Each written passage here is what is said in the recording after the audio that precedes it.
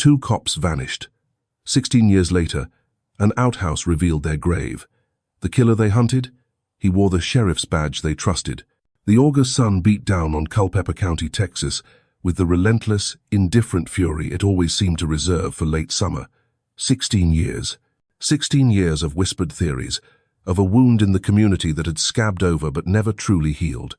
For Eddie Cole, a man whose hands knew the language of the land far better than the subtleties of unsolved crimes, it was just another Tuesday spent dismantling the relics of a bygone era on the sprawling ranch that had been in his family for generations.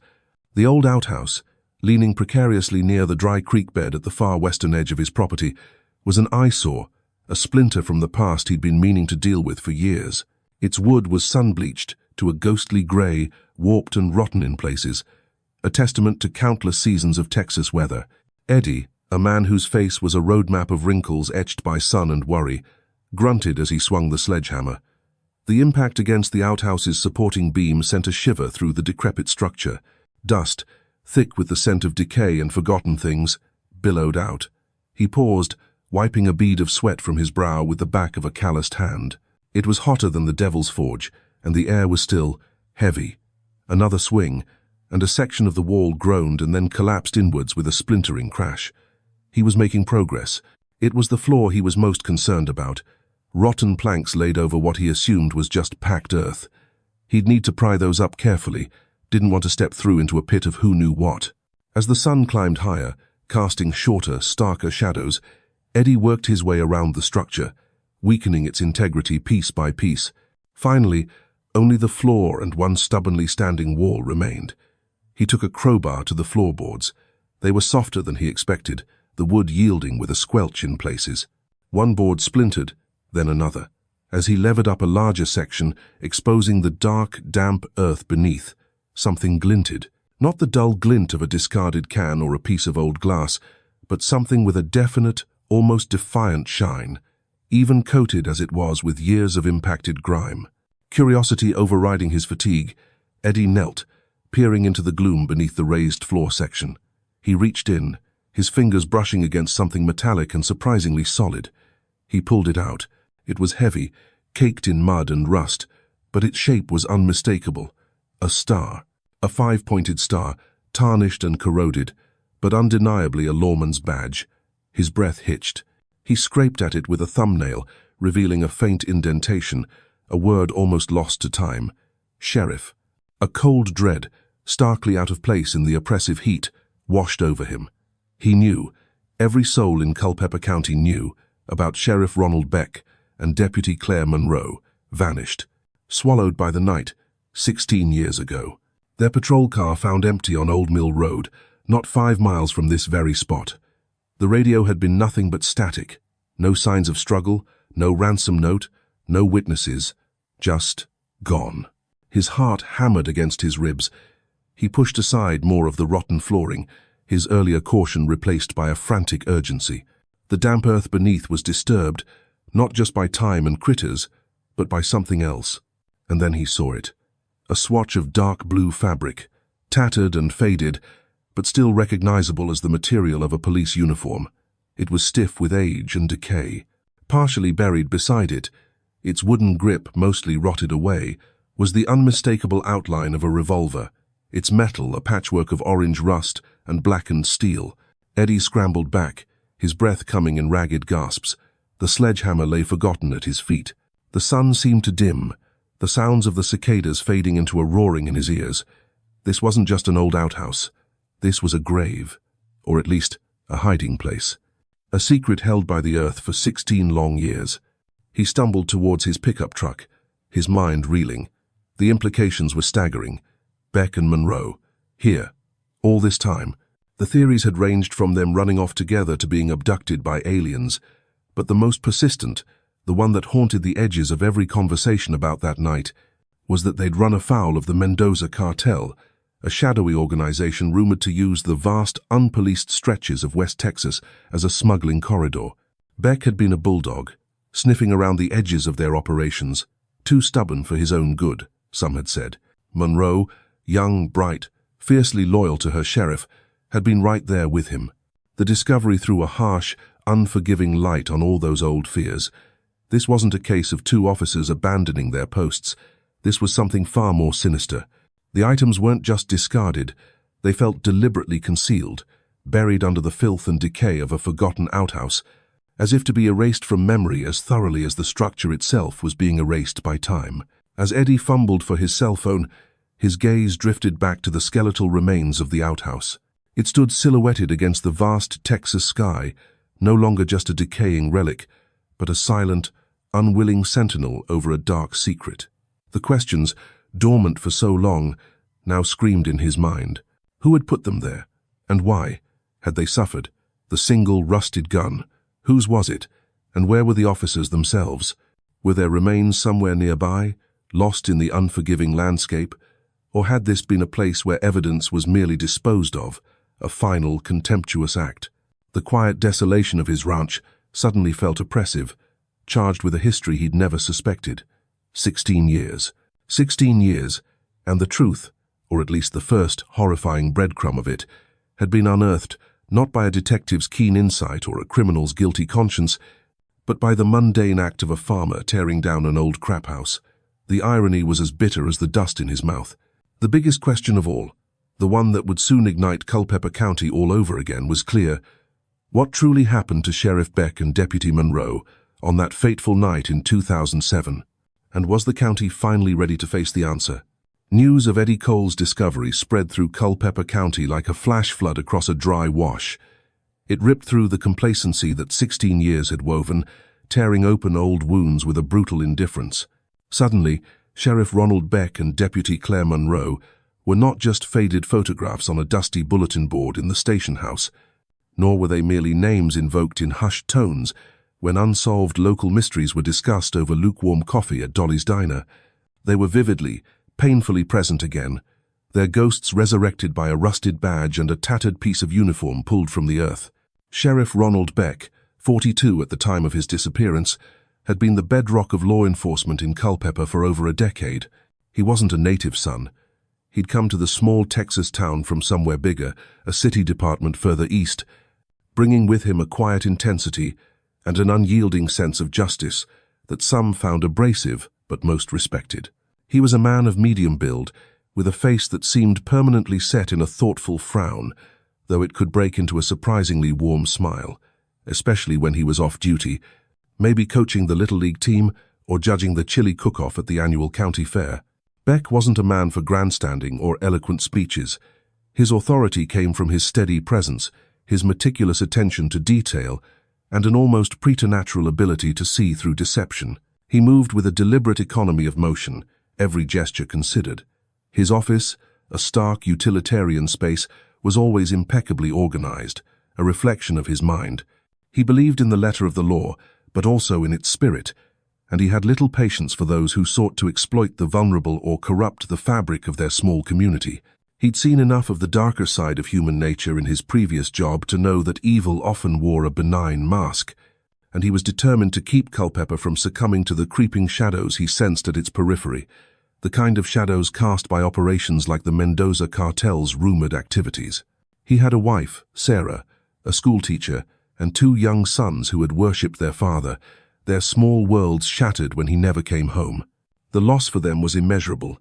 A husband, a father, a protector, gone without explanation, leaving a void that time could never truly fill. Deputy Claire Monroe, at 28, was in many ways Beck's protégée, though she was a formidable officer in her own right. She was a local girl, Culpeper born and bred, and had joined the department fresh from the academy, her eyes bright with idealism and a fierce determination to make a difference in the place she called home. She was quick-witted, with a sharp sense of humor that could diffuse tense situations and an empathy that allowed her to connect with victims in a way that often eluded the more stoic Beck. Claire was a whirlwind of energy, her dark ponytail often escaping its confines as she moved.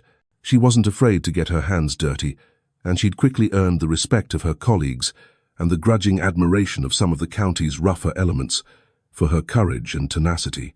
She'd looked up to Beck, not just as a boss, but as a mentor. He saw her potential, her raw talent, and he'd taken her under his wing, patiently teaching her the nuances of policing in a rural county where everyone knew everyone, and where loyalties often ran deeper and were more tangled than the roots of the ancient mesquite trees. Claire had been engaged to a young veterinarian from a neighboring county. Their wedding had been planned for the following spring.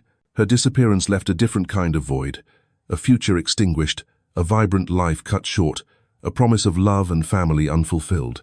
Her parents, aging and frail, had never recovered from the shock, their grief a constant, silent presence in their small farmhouse. Together, Beck and Monroe had been a dynamic team. Beck's measured experience balanced Claire's youthful zeal. He was the strategist, she the adept implementer. They were often seen together, their patrol car a familiar sight on the county's winding roads, from the sleepy residential streets of Culpeper proper to the vast, lonely stretches of ranchland where trouble could brew unseen. They had been making inroads, albeit slowly, into the whispers about the Mendoza cartel. Beck, with his methodical approach, had been gathering intelligence, mapping out connections, trying to build a case solid enough to bring in state or even federal agencies. Claire, with her local knowledge and ability to gain people's trust, had been his eyes and ears on the ground, picking up on subtle shifts in the community, the nervous glances, the sudden, unexplained wealth of certain individuals. They were a threat, not because they were loud or aggressive, but because they were competent, dedicated, and, most dangerously for the cartel, incorruptible. Their disappearance in 2007 had plunged Culpeper County into a state of shock and fear. It wasn't just the loss of 2 officers, it was the loss of a sense of security. If the sheriff himself and his sharpest deputy could vanish without a trace, who was safe? The initial investigation had been frantic, then sprawling, then frustratingly inconclusive. State troopers and Texas Rangers had descended. Helicopters had crisscrossed the sky, and volunteers had combed every inch of the surrounding countryside. Their patrol car, found on Old Mill Road, offered few clues. The doors were unlocked, the keys in the ignition. Beck's shotgun was still mounted in its rack. Claire's half-eaten sandwich was on the passenger seat. The only thing out of place was the radio, emitting a crackling static, as if a conversation had been abruptly cut short. There were no footprints other than their own around the car, no signs of a struggle, no tire tracks from another vehicle. It was as if they had been lifted into the air by an unseen hand. The loss was more than just professional. It was deeply personal for the small community. Beck had been the man you called when your barn was burgled or your teenager was veering off track. Monroe was the friendly face who'd stopped to chat, who remembered your kids' names, who genuinely cared. Their absence created a power vacuum and a subtle shift in the atmosphere of Culpeper. Fear, once a distant abstraction, became a quiet resident. The initial, intense efforts to find them slowly dwindled, replaced by a weary resignation. The official narrative settled on them, having stumbled upon something too big, something that swallowed them whole. The Mendoza cartel theory was the most prevalent, the most logical, but without bodies, without concrete evidence, it remained just that, a theory, a dark cloud of unanswered questions. The discovery of the badge, the uniform scrap, and the gun under the outhouse floorboards didn't just bring back memories. It brought back the raw, visceral grief and the chilling fear that had gripped the county 16 years prior. It was a stark reminder of what had been stolen. Not just 2 lives, but the community's faith in order, in justice. It underscored the brutal reality that even here, in this seemingly tranquil corner of Texas, darkness could take root and claim even its staunchest guardians.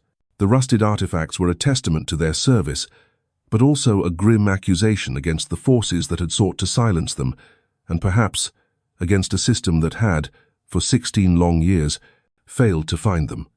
The what was lost was becoming terrifyingly tangible once more. It was the loss of 2 dedicated individuals, the loss of peace of mind, and the dawning, horrifying understanding that the truth, when it finally surfaced, might be far uglier than anyone had dared to imagine. The foundation of their world had been shaken, and now the first tremors of a long-delayed earthquake were being felt. The discovery on Eddie Cole's ranch didn't just stir the ghosts of Beck and Monroe. It poked a hornet's nest within the bureaucratic structures that had, for 16 years, largely managed to contain the fallout from their disappearance. The initial reaction from the current Culpeper County Sheriff's Department, now headed by Sheriff Dwayne Hobbs, a man who had been a junior deputy back in 2007 and had risen through the ranks in the ensuing years, was a flurry of carefully managed activity.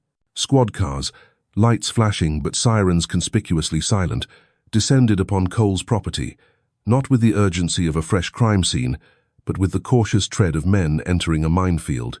The area around the dilapidated outhouse was cordoned off with an almost excessive amount of yellow tape, creating a perimeter that seemed more designed to keep people out than to preserve evidence that had already been exposed to the elements and Eddie's sledgehammer.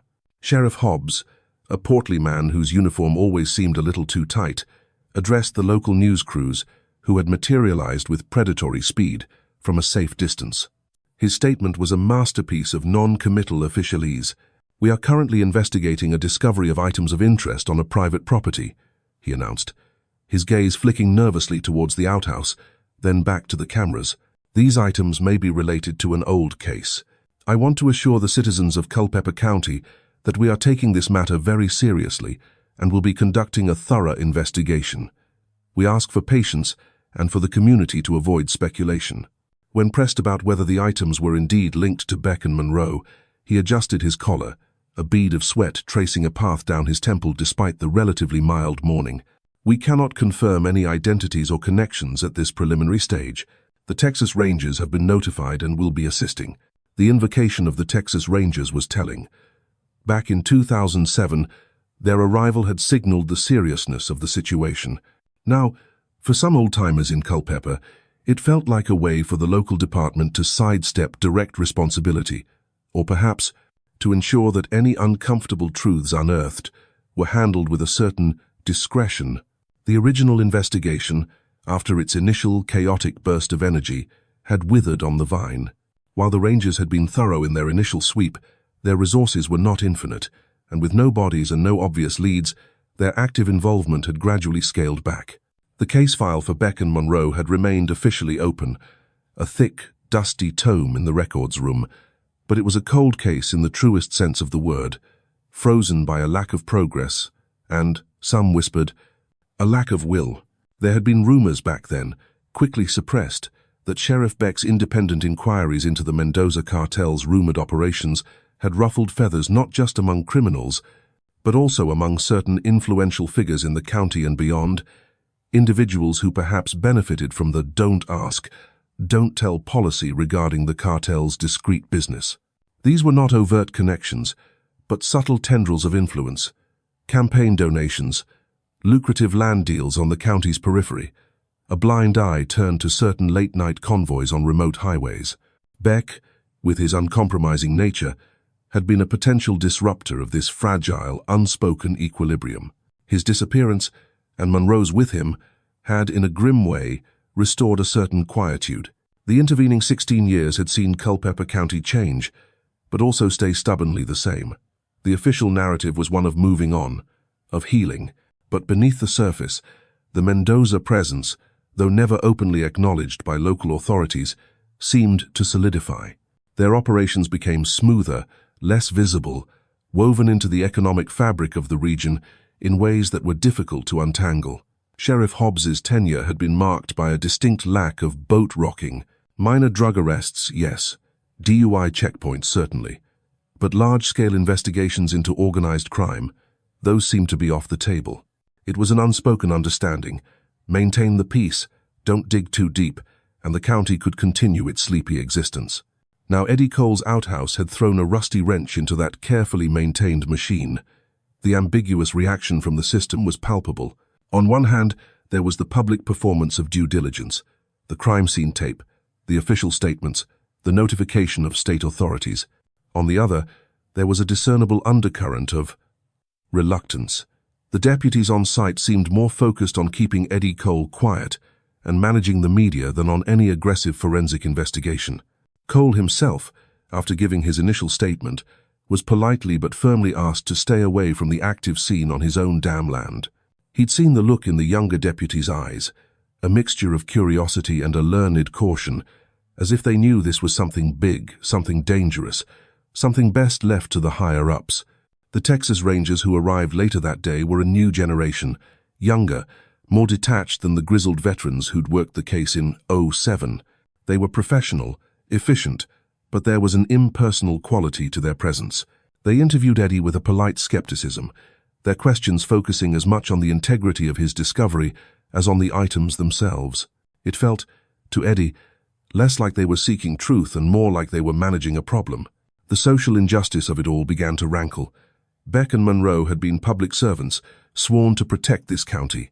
They had disappeared, almost certainly murdered, in the line of that duty.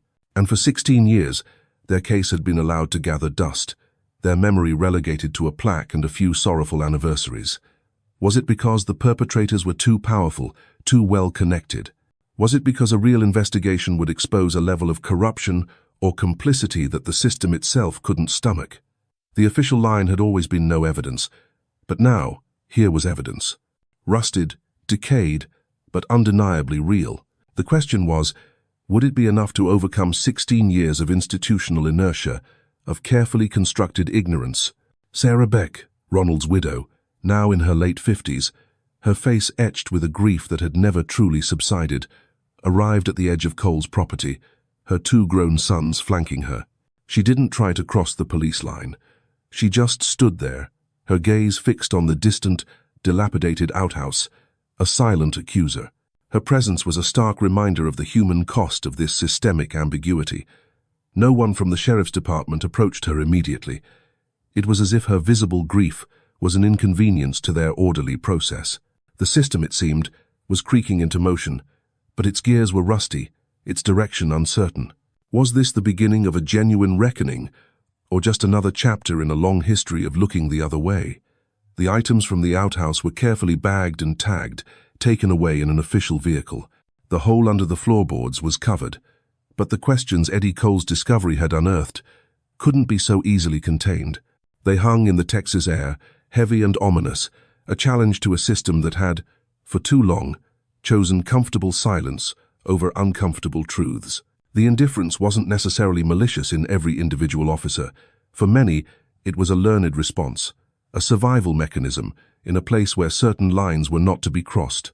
But the cumulative effect was an environment where justice for Beck and Monroe had been not just delayed, but actively, if passively, denied. The unearthing of the artifacts from beneath the outhouse acted like a key, unlocking a floodgate of memories for many in Culpeper County. 16 years was a long time, enough for details to blur and for the sharp edges of trauma to dull. But the core of what happened, or what was suspected to have happened, had always lingered just beneath the surface. Now, with tangible evidence, however grim, those memories resurfaced with a fresh, painful clarity, particularly for those who had been closer to the events of 2007. One such individual was Marcus Mac O'Connell, a retired deputy who had been Sheriff Beck's closest friend on the force. Mac, now in his late 60s, his movements stiffened by arthritis, but his mind still sharp, had been one of the last people to see Beck and Monroe alive. He lived a quiet life now, mostly fishing and tending his small garden, the turbulent years of his career seemingly behind him. But the news from Eddie Cole's ranch brought it all rushing back. Mac remembered the night of the 14th of August, 2007, with a chilling precision. It had been a typically sweltering Texas night. He'd been finishing his shift when Beck and Monroe were just starting theirs. Beck had been in a pensive mood. He was chewing on something, Ron was, Mac recalled, speaking to a persistent local journalist who'd tracked him down. His voice was gravelly, laced with the faint tremor of age and emotion. Not literally, you understand. Something was bothering him. He didn't say much, just that he had a hunch he needed to follow up on out near the old Henderson place.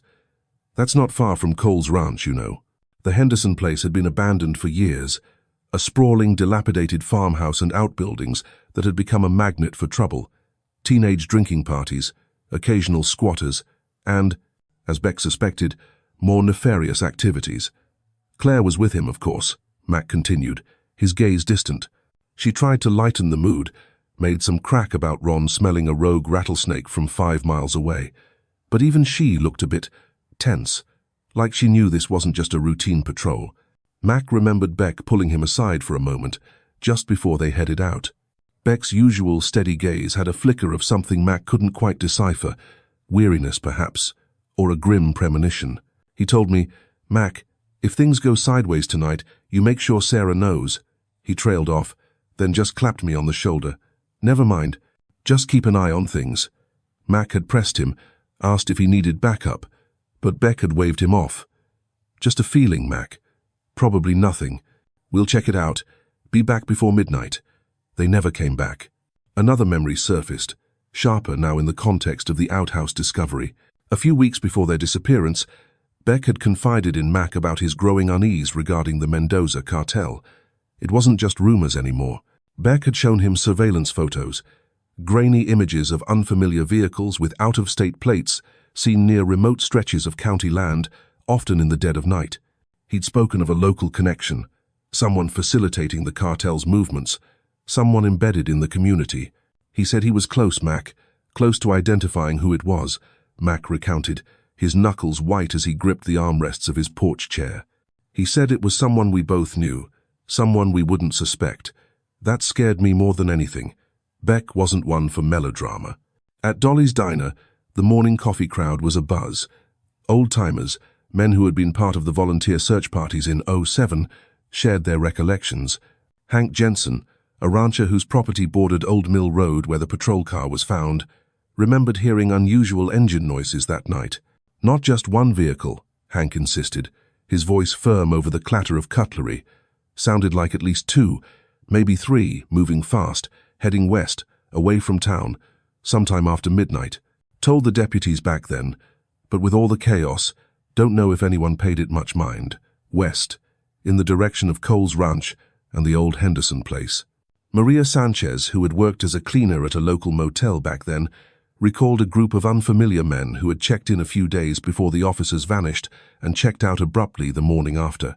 They spoke Spanish, rough-looking men, paid in cash, she said, her voice lowered. They kept to themselves, but they had a dangerous air about them. One of them had a tattoo, a scorpion on his neck. I saw it when he dropped his key. She'd mentioned it to a deputy at the time, but like Hank's story, it seemed to get lost in the shuffle. The discovery of the rusted gun beneath the outhouse floorboards triggered a particularly poignant memory for Sarah Beck. She remembered Ron meticulously cleaning his service weapon, a Colt Python, every Sunday evening at the kitchen table, a ritual of quiet dedication. But he also owned a second, smaller handgun, a Smith & Wesson Mo1, Doe 36, his off-duty piece, the one he sometimes carried for backup when he felt a situation might warrant it. She had often worried about him carrying it, a small, tangible symbol of the dangers he faced. Was it his Smith & Wesson they found? She asked the ranger who had been assigned as her liaison, her voice trembling. The ranger, a young woman with kind eyes but a professional reserve, could only say that the weapon was heavily corroded and would need extensive analysis by the forensics lab. The uncertainty was another small torture. If it was his backup gun, it suggested he'd been in a situation where he felt the need for it, perhaps a final, desperate act of defense. Even Eddie Cole found himself dredging up fragments of the past. His family had owned the ranch for generations, but the western edge, where the outhouse stood, had always been a bit neglected, leased out for grazing to various tenants over the years. He vaguely remembered who had leased that particular section around 2007, a man named Earl Slattery, a quiet, somewhat shiftless character who'd kept a few head of cattle there for a couple of years before moving on, destination unknown. Slattery had never caused any trouble, but he hadn't been particularly friendly either. Could Slattery have known something? Could he have been involved, or simply allowed his leased land to be used? The outhouse had been there long before Slattery's time, a relic even then. Had Slattery or someone else simply seen it as a convenient, forgotten place to hide something terrible? These memories, like disparate pieces of a shattered mirror, began to coalesce, forming a disturbing, albeit incomplete picture. Beck and Monroe hadn't just stumbled into trouble. They had been actively pursuing a dangerous thread, a thread that led directly to a powerful criminal organization and, potentially, to betrayal from within their own community. The local connection Beck had mentioned to Mac loomed large. The outhouse wasn't just a random dumping ground. Its location, relatively close to where they were last known to be heading and on land leased by a transient figure, suggested a degree of planning, of local knowledge. The flashbacks weren't just of events, but of the atmosphere of the time, the subtle undercurrent of fear, the way certain names were mentioned in whispers, the trucks that passed in the night. their cargo unknown but suspected. It was a time when Culpeper County had begun to feel like it was holding its breath, waiting for something to break. And it had on the 14th of August, 2007, with the disappearance of its sheriff and his deputy. Now, 16 years later, the truth was clawing its way out of the earth, carried on the tide of resurrected memories, each one a small, painful step towards an answer that promised no peace, only a grim, long-delayed understanding. The air in the state forensics lab, usually thick with the scent of chemicals and sterile procedure, felt charged with an almost electric tension. The items from Eddie Cole's outhouse, the tarnished badge, the shredded fabric, the rusted Rossi W.38, had offered their initial secrets, confirming the grim connection to Sheriff Ronald Beck and Deputy Claire Monroe. But it was the outhouse door itself, seemingly just a piece of rotted wood, that held the first true thunderclap. A junior technician, meticulously examining its inner surface for any trace evidence, discovered it. Letters, crudely but deeply carved into the wood, then hastily painted over. The lab team worked with painstaking care, removing the obscuring paint layer by layer. Words emerged from the grime of 16 years, a desperate message clawed from the edge of oblivion. Mendoza. Slattery. They watch. B and M. Trapped. N.W. Barn Henderson. Avenge us. The discovery was explosive. B and M. Beck and Monroe. Mendoza. The spectre that had haunted the case for years. Slattery. Earl Slattery. The transient who had leased Cole's land. And the crucial directive. N.W. Barn Henderson. The Henderson place. Captain Julian Diaz of the Texas Rangers felt a jolt. Beck's own words, relayed by Mac O'Connell, echoed in his mind. A hunch he needed to follow up on out near the old Henderson place. This wasn't just a dumping ground, it was a signpost. Diaz assembled a tactical team, his gut churning. He extended an invitation to Mac O'Connell to accompany them, not as an active participant, but as an observer whose knowledge of the 2007 landscape and its players might prove invaluable. Mac, his face a grim mask, accepted. The convoy, lights off until the last possible moment, cut through the pre-dawn darkness towards the decaying Henderson homestead. The silence within the vehicles was heavy, each occupant lost in their own thoughts of what horrors might await. The northwest barn stood apart, a hulking silhouette against the first pale streaks of dawn. It leaned precariously, its timbers groaning in the slight breeze like a dying beast. Inside, the air was thick with the choking dust of ages, the scent of decay, and something else, something cold and final. Guided by the carving's grim specificity, the team focused on the barn's earthen floor. A section near the rearmost stalls, partially obscured by fallen debris, sounded hollow. Pry bars bit into the compacted earth and splintered wood. With a collective grunt, the Rangers heaved, revealing a dark, narrow opening, a makeshift trapdoor. A wave of frigid, stagnant air, heavy with the unmistakable odor of human decomposition, billowed from the hole. Diaz shone a high-powered flashlight into the abyss, and there they were.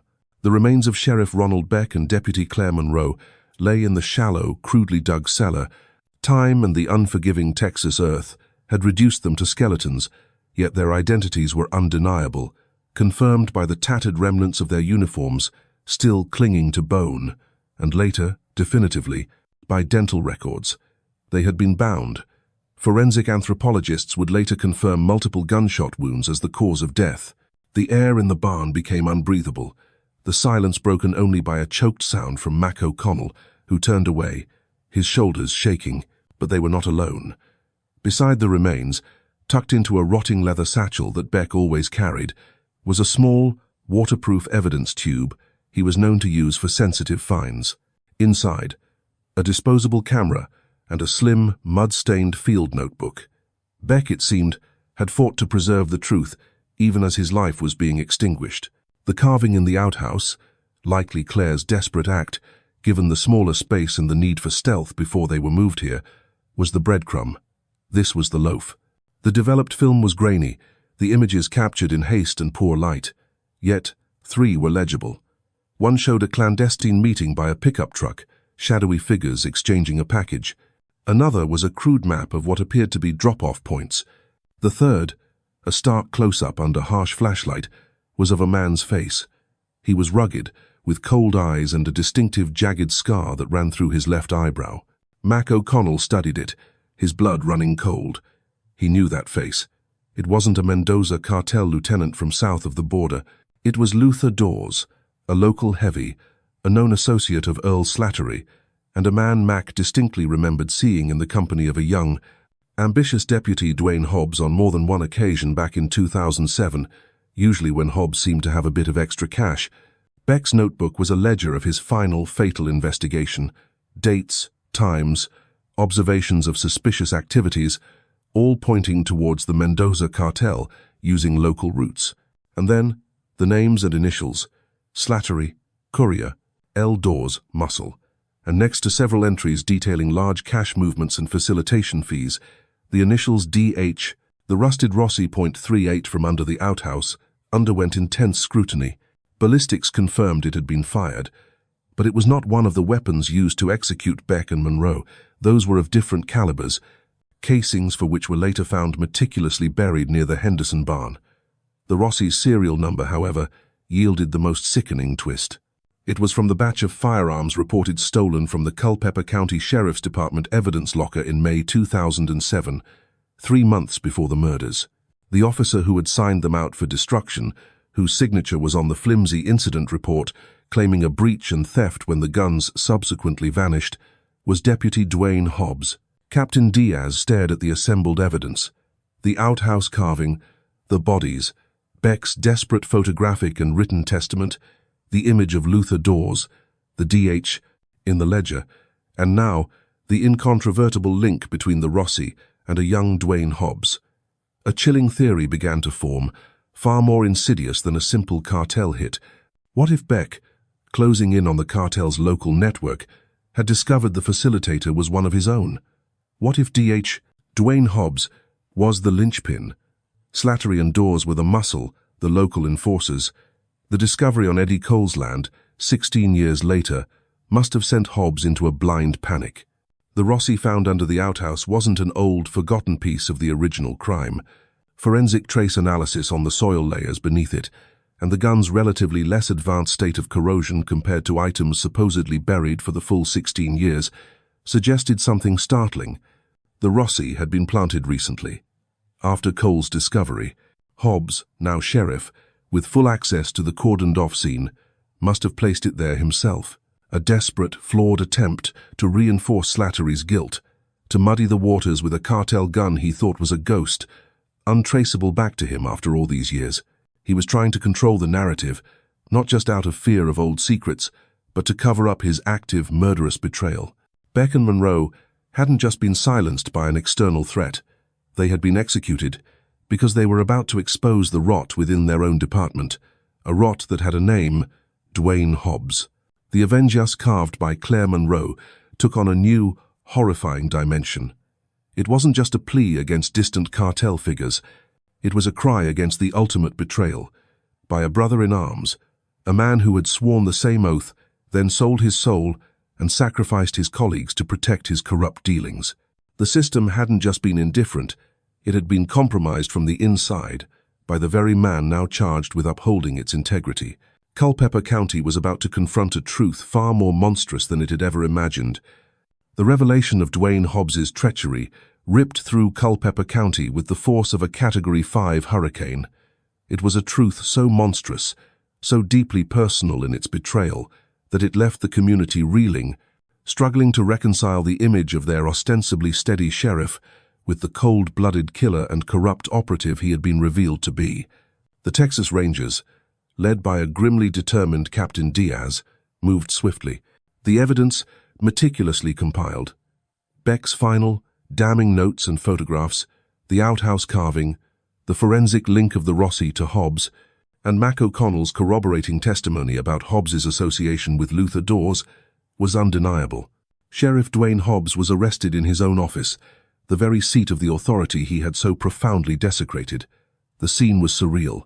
Deputies who had served under him, some for years, watched in stunned silence as Rangers cuffed their boss, his face a mask of disbelief that quickly crumbled into a pasty, sweating terror. He offered no resistance, no bluster, only a muttered, "This is a mistake. "You've got it all wrong." But his eyes, darting around the room, avoiding the gazes of his former subordinates, told a different story. The story of a man whose carefully constructed world was collapsing around him.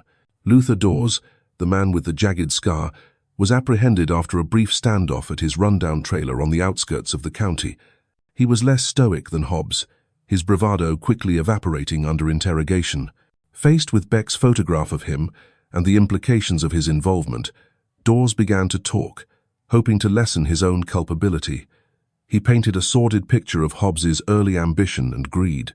According to Dawes, Hobbs, as a young deputy eager for quick money and influence, had been the one to approach the Mendoza cartel's local contacts, offering inside information and protection for their illicit shipments through Culpeper County in exchange for substantial payments.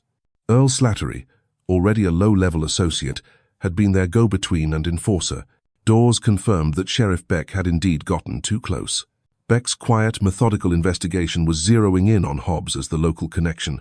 On that fateful August night in 2007, Beck and Monroe had followed a lead to the Henderson place, suspecting a major drug transaction. Hobbs, tipped off by Slattery that Beck was sniffing around, knew his exposure was imminent. He, Dawes, and Slattery had ambushed Beck and Monroe at the Henderson barn. Dawes admitted to being present, to subduing Monroe, while Hobbs and Slattery dealt with Beck. He claimed Hobbs fired the killing shots, desperate to silence the sheriff who was about to unmask him. Claire Monroe, after a fierce struggle, had also been executed. Dawes confessed they'd briefly held Claire in the old outhouse on Slattery's leased land while deciding what to do, which is when she must have carved her desperate message. The outhouse, initially just a temporary holding spot, later became the place where Hobbs, in his recent panic, decided to plant the Rossi. Earl Slattery remained a ghost, having vanished years ago, likely dead himself or deep underground with a new identity, paid off by the cartel, to disappear after the initial heat died down. But with Dawes's confession and the mountain of forensic evidence, the case against Hobbs was ironclad. The trial of Dwayne Hobbs was a spectacle of pain and disbelief for Culpeper County. Sarah Beck and her sons, along with Claire Monroe's aging parents, sat in the front row every day, their faces etched with a grief that 16 years had not erased, now overlaid with the fresh agony of betrayal.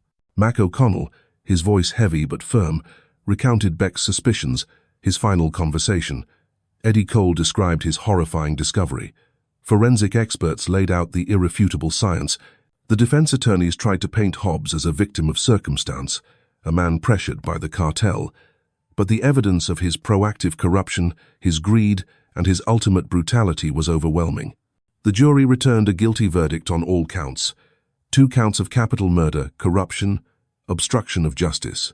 The judge, his voice echoing the community's outrage, sentenced Dwayne Hobbs to life in prison without the possibility of parole. As Hobbs was led away, his face ashen, he avoided looking at Sarah Beck, but her gaze followed him, a silent, unwavering judgment. In the aftermath, Culpeper County began the slow, painful process of healing, but it was a healing forever scarred by the knowledge of Hobbs's deceit. The sheriff's department underwent a radical overhaul, with the Texas Rangers overseeing the interim leadership and the implementation of new accountability measures. Trust, once shattered, would take generations to rebuild. For Sarah Beck and Claire's parents, there was no true closure, only a grim satisfaction that justice, however delayed, had finally been served. The memory of Ronald Beck and Claire Monroe was honored anew, not just as officers who had disappeared, but as heroes who had been on the cusp of exposing a terrible evil and had paid the ultimate price. A new, more prominent memorial was erected outside the county courthouse, their names etched in stone, alongside a quote from Beck himself, found in one of his old notebooks. "The truth has a way of finding the light, no matter how deep the darkness." Eddie Cole's ranch returned to its quiet rhythms, but the old outhouse was gone, dismantled piece by piece, its tainted ground now covered over, as if the earth itself wished to forget the secret it had held. Yet its legacy remained, a stark reminder that sometimes the most profound truths can be unearthed from the most unlikely of places, and that the fight for justice, even against betrayal from within, is a battle that must always be waged. The Mendoza cartel's operations in the region were significantly disrupted, though such organizations, like Hydra's, often regenerate. But the unmasking of Hobbs sent a clear message that Culpeper County was no longer a safe haven, its complacency shattered by the very crime intended to preserve it. The ending was conclusive in its delivery of justice for the murders of Beck and Monroe. Yet, an open thread remained in the collective consciousness of Culpeper. How many other small towns, how many other seemingly peaceful communities held similar secrets, their foundations quietly eroded by corruption? The story of Sheriff Beck and Deputy Monroe, resurrected from an old outhouse, became a cautionary tale, a testament to their sacrifice, and a somber reflection on the enduring struggle between darkness and light, betrayal and truth, in the quiet corners of the land. The echoes of that struggle would resonate in Culpeper County for many years to come, a permanent part of its history, a shadow that would forever linger with the Texas dust.